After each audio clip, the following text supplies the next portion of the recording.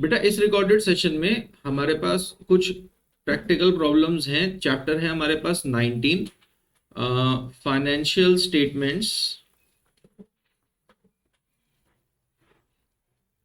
With adjustments. तो हमने क्या करना है आज की क्लास में, आज बेटा हम लोग इन एडजस्टमेंट्स के बारे में बात करेंगे और इनका ट्रीटमेंट हम फटाफट आपके साथ डिस्कस करते चलेंगे, ताकि जब आप लोग क्वेश्चन सॉल्व करने बैठे तो आप लोगों को बिल्कुल भी दिक्कत ना हो। चैप्टर नंबर 18 में आप लोगों की ऑलमोस्ट प्रैक्टिस हो चुकी है, तो चैप्टर नंबर 19 की जब आपको एडजस्टमेंट्स का ट्रीटमेंट मालूम पड़ जाएगा तो आपके लिए काफी आसान हो जाएगा। ठीक है, तो शुरू करते हैं बेटा। मैं कुछ प्रैक्टिकल प्रॉब्लम आपके साथ डील करता हूँ।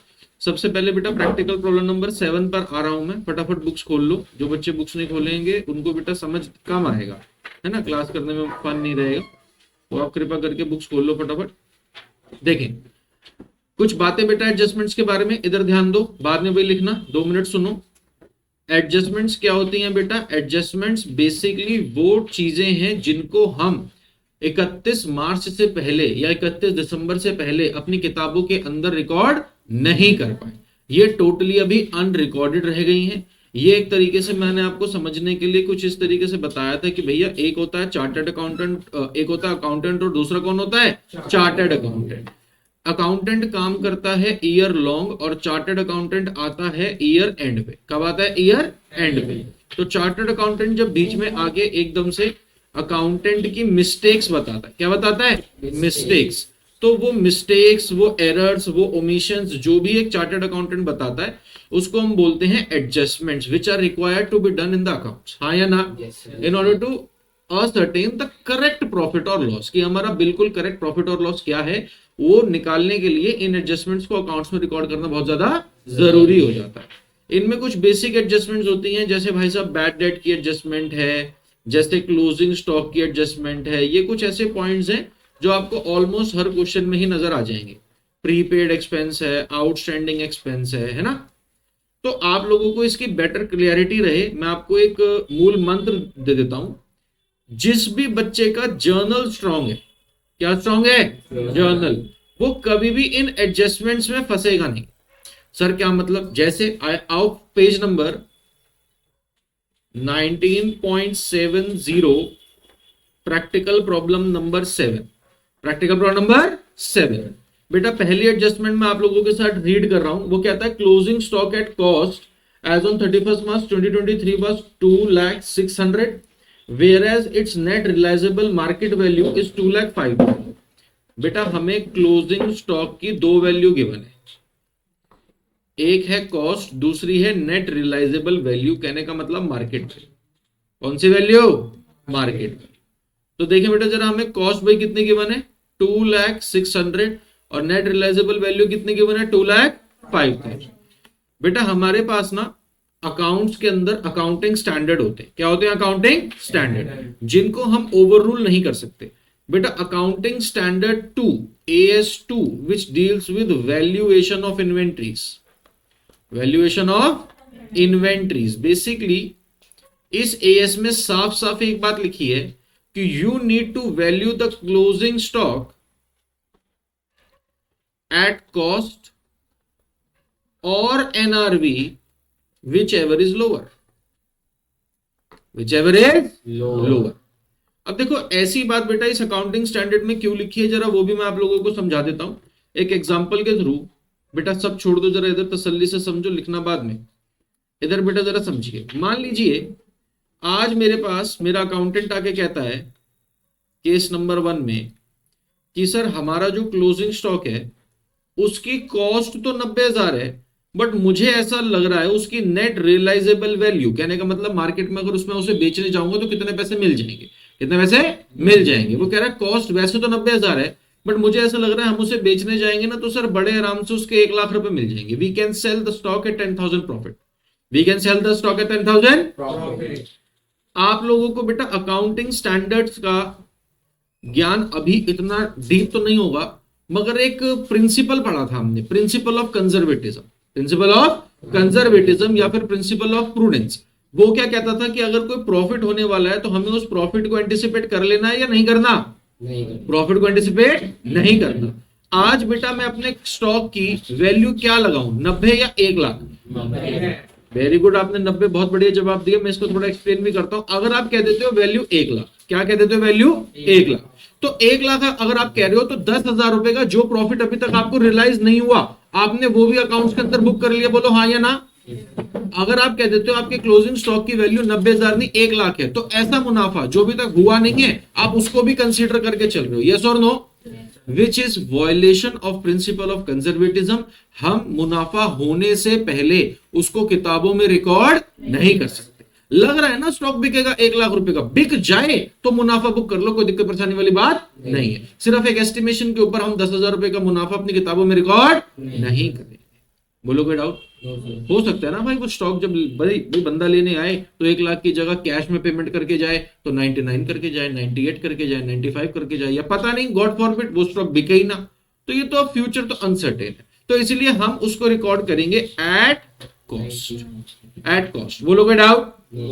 This was case number 1। Case number 2, अगर मान लीजिए वही अकाउंटेंट मेरे पास भागा भागा आया और मुझे आके क्या कह रहा है, सर हमारे पास ना क्लोजिंग स्टॉक है जिसकी कॉस्ट है 90,000, मगर सर बड़े अफसोस के साथ कहना पड़ रहा है सर मार्केट में ना वो जो ट्रेंड था उस पर्टिकुलर मान लो कमोडिटी का, सर वो बिल्कुल डाउनग्रेड हो गया, सर वो बिल्कुल बेकार हो गया। मान लो ये एक 90,000 रुपए का बहुत बढ़िया कोई एंटिक शो पीस था, मगर सर वो ना अब सर इतना डिमांड में नहीं रह गया, तो सर मुझे ना ऐसे लग रहा है सर इसको आज आप बेचने जाओगे तो सर 50,000 मिलेंगे। कितने मिलेंगे? ये प्रॉफिट की बात है लॉस की? प्रॉफिट की बात है लॉस की? अगर ये लॉस की बात है तो भाई साहब प्रिंसिपल ऑफ कंजर्वेटिज्म ने हमें क्या बताया, लॉस को एंटिसिपेट कर लेना, नहीं करना? कर लेना। लॉस को एंटिसिपेट कर लेना। तो यहां पे मैं तुरंत ही कहूंगा कि मेरा वो क्लोजिंग स्टॉक मेरी किताबों में कितने पे आना चाहिए, 90 या 50? 90 या 50? तो यहां से बेटा ये रूल हो गया वैल्यूएशन ऑफ इन्वेंट्री का, वैल्यूएशन ऑफ स्टॉक का, कि closing stock should be valued at cost or NRV whichever is lower. जोन सी वैल्यू कम हो उस पर रिकॉर्ड कर लो। बोलो हाँ या ना। मैं एक बार बेटा फिर से बता देता हूं, हमने यहां पर क्लोजिंग स्टॉक को वैल्यू करा 90,000 पे। रीजन क्या है? क्योंकि हम अपना प्रॉफिट बुक करना नहीं चाहते। प्रॉफिट बुक करना नहीं चाहते। अगर 90,000 की चीज को आज ही हम 1 लाख का भी दिखा देंगे तो ये प्रिंसिपल ऑफ कंजर्वेटिज्म की वायलेशन है, जिसके तहत हम अकाउंट्स में गलत एक इंप्रेशन नहीं डालना चाहते। बोलो कोई डाउट? केस नंबर 2 के अंदर प्रिंसिपल ऑफ कंजर्वेटिज्म ने सिखाया कि अगर कोई लॉस होने वाला है तो उसको तुरंत रिकॉर्ड कर दो। इसलिए हम 90,000 की चीज को अगर 50,000 रुपए नेट रियलाइजेबल वैल्यू है, तो अगर 40,000 का लॉस है तो उसे हम तुरंत किताबों में दिखा देते हैं और उसकी नेट रियलाइजेबल वैल्यू कितनी बोलते हैं? 50। कितने बोलते हैं? 50। याद रहेगी ये बात? क्या बात भाई साहब? हमारे पास एक निष्कर्ष निकल कर आया। AS2 क्या कहता है? AS2 कहता है stock should be valued, closing stock should be valued at cost और NRV which ever is lower. Whichever is lower.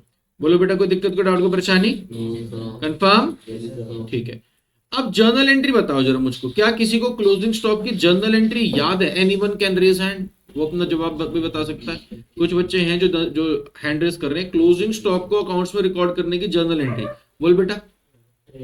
हाँ वेरी गुड, ट्रेडिंग अकाउंट के थ्रू जाती थी। क्या एंट्री जाती थी, किसको याद है? Very good, closing stock account debit to trading account. Closing stock account debit to trading account. Clear है? तो बेटा अब हमें क्या पता पड़ रहा है, ट्रेडिंग अकाउंट क्या हो रहा है, डेबिट या क्रेडिट? डेबिट या क्रेडिट? तो ट्रेडिंग अकाउंट की कौन सी साइड पे जाएगा? क्रेडिट साइड पे जाएगा। बोलो, अगर आपको जर्नल एंट्री याद है तो आपको ये एडजस्टमेंट भी रटने की जरूरत नहीं है। आप जर्नल एंट्री से ही एडजस्टमेंट निकाल सकते हैं कि भाई साहब इसके 2 ट्रीटमेंट जाते हैं। पहला ट्रीटमेंट, क्लोजिंग स्टॉक हमारे पास एसेट है तो हमारे बैलेंस शीट में एसेट साइड जाएगा। बोलो कोई डाउट? और दूसरा ट्रेडिंग के क्रेडिट। ट्रेडिंग के क्रेडिट, ट्रेडिंग के क्रेडिट साइड जा रहा है। ये हमें जर्नल एंट्री अगर याद है तो हम पता लगा सकते हैं। बोलो हाँ या ना। हमारे बुक के क्वेश्चन के अंदर 2 वैल्यू वही गिवन थी, 2,06,000 और 2,05,000। बताओ किस पे रिकॉर्ड करोगे? 2,06,000, क्योंकि अभी हमने ये बात डील कर ली AS2 के अकॉर्डिंग। बोलो कोई डाउट? चलिए सेकंड एडजस्टमेंट बेटा रीड करें। वो कहता है depreciate building by 3000, furniture and fittings by 2500। बेटा डेप्रिसिएशन की जर्नल एंट्री, डेप्रिसिएशन की जर्नल एंट्री, हाँ जी किसको याद है, कौन बताएगा? बस इधर इधर इधर आलोक बेटा एंट्री बता। Very good, depreciation to asset question में गिवन है, भाई मशीनरी के ऊपर लगाना है तो डेप्रिसिएशन टू मशीनरी और डेप्रिसिएशन टू बिल्डिंग भी है ना, अच्छा बिल्डिंग एंड फर्नीचर है तो हमारे पास यहाँ आएगा डेप्रिसिएशन टू फर्नीचर और डेप्रिसिएशन टू बिल्डिंग। बोलो कोई डाउट? अच्छा जी वैल्यू बताओ जरा भाई, फर्नीचर एंड फिटिंग्स पे कितना है? फर्नीचर पे है 2500 और बिल्डिंग पे टोटल 5500। ये हो गई बेटा जर्नल। बोलो हाँ या ना? आवाज नहीं आई। डेप्रिसिएशन क्या है? डेप्रिसिएशन डेबिट हो रहा है तो क्या है हमारा एक्सपेंस। ये वाला एक्सपेंस कहां रिकॉर्ड होता है? P&L के डेबिट पे। दूसरा ट्रीटमेंट आप देख सकते हैं, एसेट की वैल्यू बढ़ रही है कम हो रही है, और एसेट्स को कहां रिकॉर्ड करा जाता है? बैलेंस शीट में। तो बैलेंस शीट में हम इसे एसेट में से क्या करेंगे, प्लस या माइनस?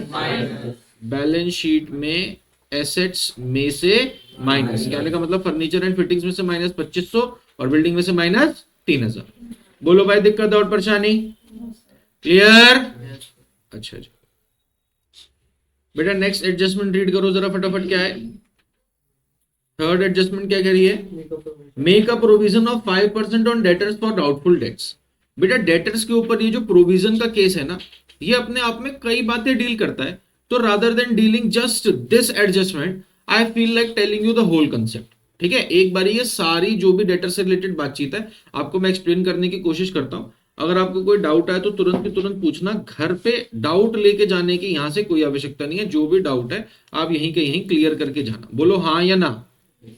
चलो देखो बेटा, इधर हमारे पास डेटर्स वो लोग होते हैं, हमें उम्मीद होता है जिनसे हमें पैसे मिल जाएंगे। बोलो कोई डाउट? आवाज नहीं आ रही? ठीक है। अब बेटा डेटर्स ना बड़े रिस्की चीज है, क्योंकि इनको हमने जब क्रेडिट पे सेल करी तो हमारा पास्ट एक्सपीरियंस यही बात कहता है कि भाई साहब सारा पैसा रिकवर नहीं होता, कुछ पैसा तो मर ही जाता है, कुछ पैसा तो मर ही जाता है। बोलो हाँ या ना? बोलो कोई डाउट? क्लियर? अब अगर भाई साहब क्रेडिट सेल है, पास्ट एक्सपीरियंस कहता है कुछ पैसा मर ही जाएगा, तो हमें ना इस बात के लिए बनाना होता है प्रोविजन। क्या बनाना होता है? प्रोविजन। बोलो कोई डाउट? क्लियर? अगर भाई साहब हम प्रोविजन बना रहे हैं तो हम क्या कर रहे हैं, हम अपने प्रॉफिट का कुछ अमाउंट सेट असाइड कर रहे हैं, क्योंकि हमें ऐसा लग रहा है कि आने वाले नियर फ्यूचर के अंदर ये नुकसान तो होना ही होना है, ये नुकसान तो होना ही होना। हमें कैसे पता नुकसान भाई होना ही होना है? क्योंकि हमें पास्ट एक्सपीरियंस है, we are doing business since a long time and we are aware of the fact कि जितना भी हम क्रेडिट सेल करेंगे सारा पैसा रिकवर नहीं होता, कुछ पैसा तो मरता ही है। बोलो हाँ या ना? बेटा किसी भी बिजनेस की बात करो, अगर वहां पे क्रेडिट सेल की बात है तो वहां पे बैड डेट तो होगा ही होगा। ठीक है, अब मान लो एक दुकानदार कहता है, वो कहता है कि सर मैंने अगर क्रेडिट सेल करता हूं ना तो मुझे पता पड़ जाता है कि भाई साहब 10% पैसा मेरा मरेगा ही मरेगा, 10% पैसा मेरा मरेगा ही मरेगा। तो बेटा मान के चलिए उसने क्रेडिट सेल की है 1 लाख रुपए की और उसको प्रॉफिट हुआ है 30,000 रुपए। कितना? 30,000। अब इसका भैया 10% कितना हो गया? 10,000। 10% कितना हो गया? तो वो कह रहा है ये जो 30,000 का मुनाफा है ना, इसको सर पूरा अपने घर लेके मत जाओ, इस 30,000 रुपए के मुनाफे पे अपनी नजर मत रखो, ये मान के चलो इसमें से 10,000 रुपया आपका अपना है ही नहीं, क्योंकि एक रीसेंट टाइम के अंदर खर्चा आएगा जिसमें ये 10,000 खराब हो जाएंगे, बेकार हो जाएंगे। बोलो हाँ या ना? हाँ या ना? अब हमारे पास दो सिचुएशन है। सिचुएशन नंबर 1 कि सर बैड डेट हो गई, बैड डेट हो गई, 10,000 के बैड डेट हो गए, जैसे उसे उम्मीद थी वैसे ही हुआ, तो क्या ये रोएगा? क्या ये परेशान होगा? जी नहीं, he was already prepared. Yes और नो? तो इसे रोना बिल्कुल भी नहीं है। अगर मान लीजिए सिचुएशन नंबर 2 भी हो गई, सिचुएशन नंबर 2 के तहत अगर मान लो बैड डेट नहीं हुई, बैड डेट इसके लिए अच्छी बात बुरी बात? अच्छी बात। अगर बैड डेट नहीं हुए तो भी ये खुश रहेगा। बोलो कोई डाउट? अगर बैड डेट हो भी गए तो भी ये खुश रहेगा, ये कहेगा कि हाँ चलो ठीक है, कम से कम मैं अपने बिजनेस को जानता हूं, पहचानता हूं, मुझे अपने बिजनेस की इतनी सेंस है कि मेरा बिजनेस मुझे कितना प्रॉफिट या लॉस दे सकता है, आई नो द डिटेल्स। बोलो हाँ या ना। कोई डाउट? बात समझ आ रही है? तो दोनों ही केसेस के अंदर ये खुश हो रहा है। तो बेटा हमें अकाउंट ऐसे ही करना है कि हम अपने ओनर को खुश रख सके, हम अपने ओनर को कोई बिना मतलब का झूठ ना बोले। हमें पता है कि आने वाले समय के अंदर 10,000 के बैड डेट हो सकते हैं, फिर भी हम उसे कहें कि जी 30,000 का मुनाफा है, 30,000 का मुनाफा है, 30,000 का मुनाफा है। भैया 30,000 का मुनाफा उससे बोल के कोई फायदा नहीं है, क्योंकि अगर 10,000 के बैड डेट होगा, मुनाफा 20,000 रह जाएगा, तो हम अच्छे अकाउंटेंट नहीं कहलाएंगे। बोलो हाँ या ना। कोई डाउट? हम पहले ही अपने मालिक को भाई बता के चलेंगे, मालिक साहब सुनो ऐसा है, 10,000 रुपए ना प्रोविजन बना लो, आप इन्हें मत देखो, आप ये मत कहो आपका मुनाफा 30 है, आप यही मान के चलो आपका मुनाफा कितना है 20,000। अगर मौके पे 10,000 का घाटा हो गया प्रोविजन का, तो वी वर ऑलरेडी प्रिपेयर्ड, नहीं भी हुआ तो भी खुशी है। बोलो हाँ या ना। कोई डाउट? ठीक है, इसको बोलते हैं प्रोविजन। क्या बोलते हैं? प्रोविजन। बेटा ये जो प्रोविजन है ना, ये सिर्फ हमारे पास बैड डेट के लिए नहीं बनता बेटा, प्रोविजन हमारे पास बन जाता है डिस्काउंट के लिए भी। किसके लिए? डिस्काउंट के लिए। देखो सुनो समझो, अगर मान लो मैं डेटर्स की बात करूं, किसी ने 5 लाख रुपए की क्रेडिट सेल करी, 5 लाख के डेटर है, वो मान के चल रहा भाई साहब 5% बैड डेट हो जाएगा। 5% क्या हो जाएगा? 5 लाख का 5% कितना होता है? अब वैल्यू रह गई 4,75,000। 4,75,000। बोलो कोई डाउट? क्लियर है? अब बेटा ये जो हमने 25,000 माइनस करे, ये तो हमने माइनस करे provision for bad debt. Provision for bad date, ये तो वो लोग हैं जो कह रहे हैं कि भाई साहब सुनो, हम पैसा नहीं दे रहे, जो हो सकता हो कर लो, जो हो सकता हो कर लो, हम इंसॉल्वेंट हो गए भाई, दिवालिया वही हो गई है, आप फोन मिलाते रहो, हम फोन ही नहीं उठाएंगे, हम आज के बाद आपकी दुकान पे ही नहीं चढ़ेंगे, आपने भाई साहब अगर ज्यादा दिक्कत करी हम सुसाइड लगा लेंगे। उल्टी सीधी बात, मतलब इन्होंने पैसे देने नहीं। अब ये जो 4,75,000 लोग हैं, इनमें तो विलिंगली लोग पैसा देना चाहते हैं। बोलो हाँ या ना। अब जो बंदा पैसा देना चाहता है, आप उसके साथ आवाज ऊंची करोगे या नीची? नीची करोगे। जब आप उसके साथ आवाज नीची करके बैठोगे, तो वो क्या करेगा? वो हंसी हंसी में आपकी बैंड बजाएगा। कैसे? मान लो उसने आपके देने 84,000, इस वही 4,75,000 में बहुत सारे भाई डेटर्स हैं, इसमें एक डेटर है जिससे पैसे कितने आने 84, ये आएगा हंसते हंसते 80,000 रुपए देगा और 4,000 रुपए को कहेगा बस बस भाई साहब आप मत बोलो, आपकी हमारी तो देखो जान पहचान है, आपका हमारा तो देखो पुराना रिलेशन है, हम तो आप ही के पास आते हैं, आपके परमानेंट कस्टमर हैं, इस तरीके की बातें बोलता है हाँ या ना। तो यहां देना पड़ जाएगा डिस्काउंट। क्या देना पड़ जाएगा? बोलो भाई ऐसे ही भाई होता है। कोई डाउट है? भाई आप एक कपड़े के व्यापारी की बात समझो, कपड़े का भाई व्यापारी क्या करता है, उधार पे सामान बेच देता है। जब वो देखता है कि यार ये तो काफी समय हो गया पैसे नहीं आए, वो फिर फोन मिलाता है, फिर सामने से अगर कोई एक्सक्यूज आता है तो उसको मजबूरन 1 महीना 2 महीना 3 महीना 4 महीने बाद क्या बोलना भी पड़ जाता है, अरे बहन जी चलो 12,000 रुपए का बिल था, मैं समझ रहा हूं आपकी हालत माली अभी ठीक नहीं है, फाइनेंशियल कंडीशन आपकी ठीक नहीं चल रही, एक काम करो आप भाई साहब से बोलो 10,000 दे और खत्म करें, देखो मुझे भी डेली डेली फोन करना अच्छा नहीं लगता। हाँ या ना। तो अगर क्रेडिट सेल है तो भाई साहब बैड डेट के चांसेस, डिस्काउंट के चांसेस कम या ज्यादा?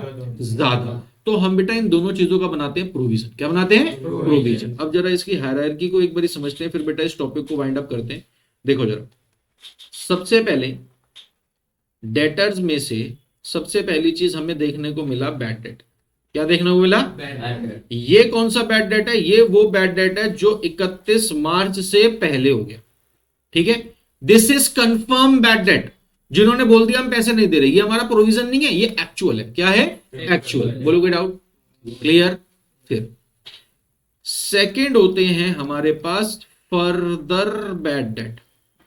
क्या होते हैं?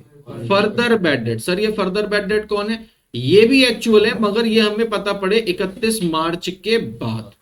31 मार्च के बाद मतलब इन्होंने असर्टेन कर दिया कि ये पैसे नहीं देने वाले, मगर ये हमें बात पता पड़ी 31 मार्च के बाद और अपना प्रॉफिट फाइनलाइज करने से पहले। 31 मार्च के बाद और अपना प्रॉफिट फाइनलाइज करने से पहले। उसके बाद तीसरी चीज हम भैया बना के चलते हैं provision for bad debt.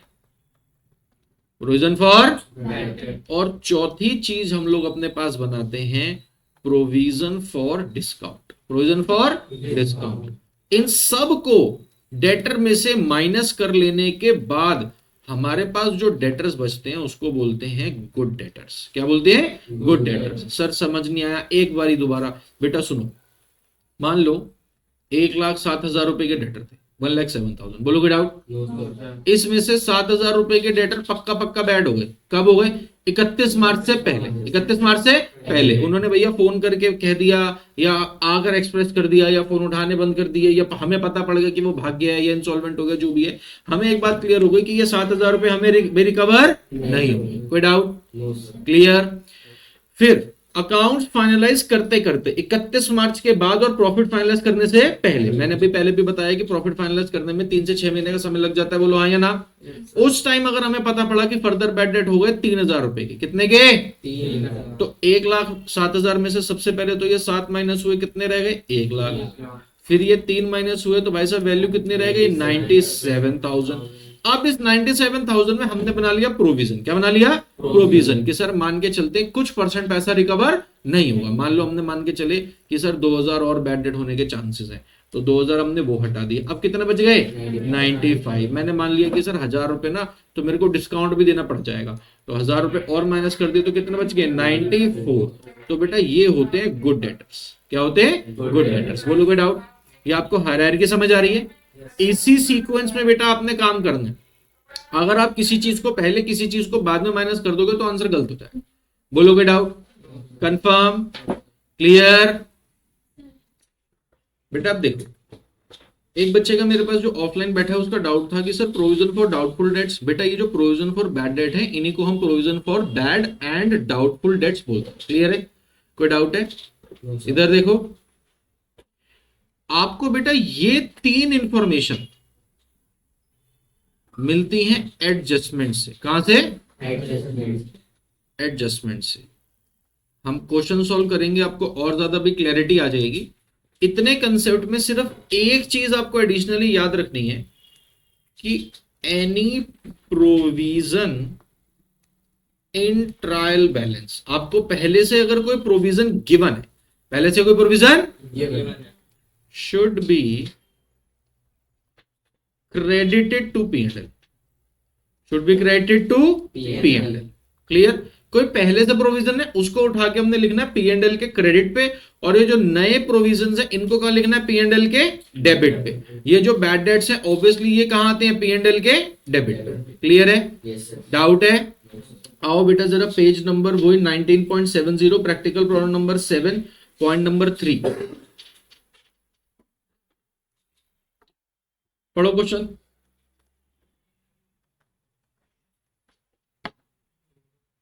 Provision of कितना? 5% ऑन डेटर्स। अच्छा मुझे ये बताओ कितने भाई डेटर्स गिवन है हमारे को? 1,80,000 डेटर्स। कितने गिवन है? 1,00,000। क्या कोई पहले से प्रोविजन गिवन है हमारे को? एक बार देखो, पहले से कोई प्रोविजन, पहले से कोई bad debt, bad debt given है। कितने गिवन है? 8,000। बेटा इधर देखें, ट्रायल बैलेंस में हमें डेटर्स गिवन है 1,80,000 और हमें गिवन है बैड डेट्स पहले से कितने? 8,000। बेटा आप जरा कंसेप्ट को समझो, eyes on the screen, concept को समझो। पहली बात, जो चीज ट्रायल बैलेंस में गिवन है उसके लिए लेजर भी बना होगा। बोलो हाँ या ना? भाई लेजर के बाद ही ट्रायल बैलेंस बनता है ना, और लेजर बना है तो उसकी क्या गई होगी? जर्नल। क्या गई होगी? Journal.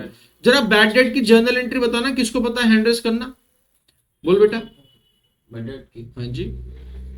Bad debt account debit बिल्कुल, टू जो भी फिर अपना debtor. Very good. Bad debt account debit to debtor, bad debt account debit to debtor. बोलो भाई को डाउट? अगर ये चीज हमें ट्रायल बैलेंस में गिवन है, इस बात का मतलब क्या है?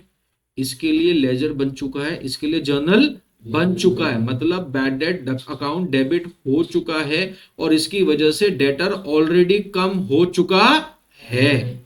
इसीलिए इस बैड डेट की हम एक ही ट्रीटमेंट करते हैं, सिंगल ट्रीटमेंट। हम इसको उठा के P&L के डेबिट पे लिखते हैं। कहां लिखते हैं? P&L के डेबिट पे। कोई डाउट?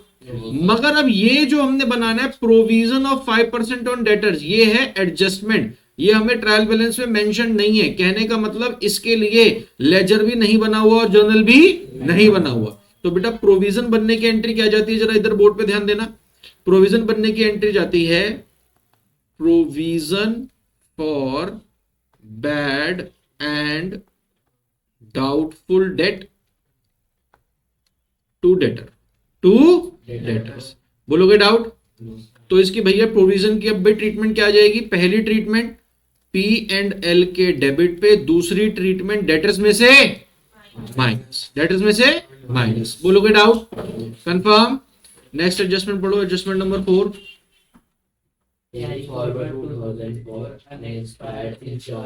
बेटा अनएक्सपायर्ड इंश्योरेंस का मतलब क्या हुआ?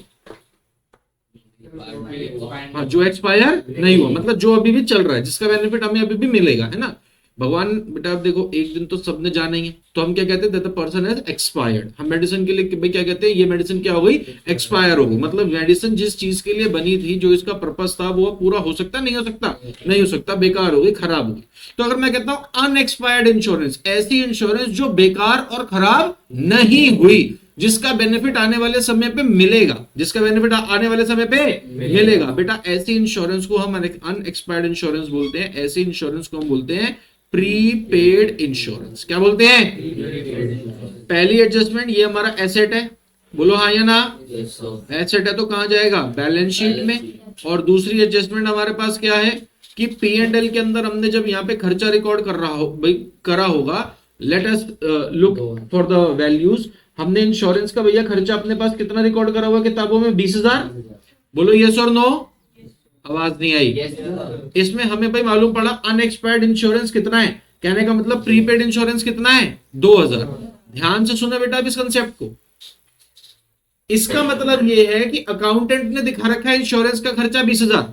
कितना? 20,000। मगर हमें चार्टेड अकाउंटेंट ने आके बताया सर प्रीपेड है इंश्योरेंस तो 2,000 से। प्रीपेड इंश्योरेंस 2,000 से मतलब जो खर्चा 20,000 का हमें दिख रहा है, उसमें से 2,000 रुपए has been paid in advance. They are dash relating to the current year. Are या और not? They are not relating to the current year. ये हमारा क्या है? एसेट। क्या है? एसेट। तो हमारा खर्चा इस साल का जो 20,000 रुपए नजर आ रहा है, उसमें ये 2,000 रुपए मैं प्लस कर दूंगा, माइनस? प्लस या माइनस? क्योंकि ये 2,000 रुपए इस साल का खर्चा नहीं है। तो इस साल का भाई खर्चा कितना है? 18,000। इसलिए ये P&L के डेबिट पे 20,000 में से हम 2,000 रुपए को क्या कर देंगे? माइनस कर देंगे। बोलो बेटा कोई डाउट? कंफर्म?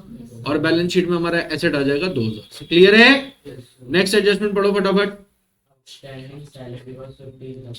देखो भाई सैलरी आउटस्टैंडिंग 50,000। बेटा अगर सैलरी आउटस्टैंडिंग है 50,000, इस बात का मतलब क्या है? बैलेंस शीट में देखो भाई, ट्रायल बैलेंस में देखो हमारे पास कितनी सैलरी मेंशन्ड है? 90,000। मतलब अकाउंटेंट ने सैलरी का खर्चा कितना रिकॉर्ड कर रखा है? चार्टेड अकाउंटेंट आगे क्या कह रहा है? भाई साहब 15,000 रुपए तो क्या है सैलरी के? आउटस्टैंडिंग है। इसका मतलब अभी हमने भरे नहीं है, भरने हैं। कौन से साल से ये रिलेट कर रहा है? इस साल से, अगले साल से? करंट ईयर से। तो हम कहेंगे भाई साहब करंट ईयर का खर्चा 90,000 जो अकाउंटेंट ने दिखाया वो, प्लस 15,000 जो चार्टर्ड अकाउंटेंट ने बताया वो, तो टोटल खर्चा हो गया 1,05,000। 1,05,000। तो इसकी पहली ट्रीटमेंट भाई साहब P&L के अंदर डेबिट करो खर्चे को, दूसरी ट्रीटमेंट बैलेंस शीट लाइबिलिटी। दूसरी ट्रीटमेंट बैलेंस शीट लाइबिलिटी। बोलो बेटा कोई डाउट? कंफर्म? इसी के साथ ही इस क्वेश्चन में होने वाली सारी एडजस्टमेंट्स को हमने डील कर लिया। इस क्वेश्चन के थ्रू हमने जो AS2 का कंसेप्ट था वैल्यूएशन ऑफ इन्वेंटरी, उसे डील करा। इस क्वेश्चन के थ्रू जो प्रोविजन फॉर डाउटफुल का डेट्स का पूरा कंसेप्ट है, हमने वो भी डील कर लिया। क्लियर है?